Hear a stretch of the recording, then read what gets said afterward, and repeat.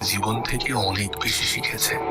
আজ আপনি জানতে পারবেন যে একা থাকা কোনো দুর্বলতা নয়, বরং এটা এমন একটা শক্তি যেটা খুবই কম মানুষের মধ্যেই থাকে। আর এই ভিডিওর শেষের দিকে আমি এমন একটা কথা বলবো যেটা আপনার একাকিত্বকে চিরদিনের জন্য নতুনত্ব দেবে। তাই আপনার কাছে অনুরোধ করব ভিডিওটিকে শেষ পর্যন্ত দেখার জন্য।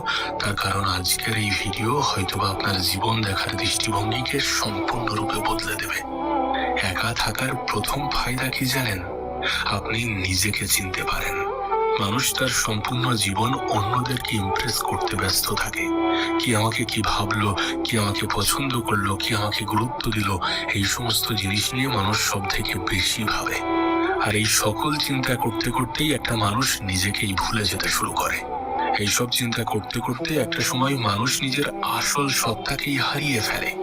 কিন্তু যখন আপনি একা থাকেন তখন প্রথমবার আপনি নিজের সাথে সময় কাটান।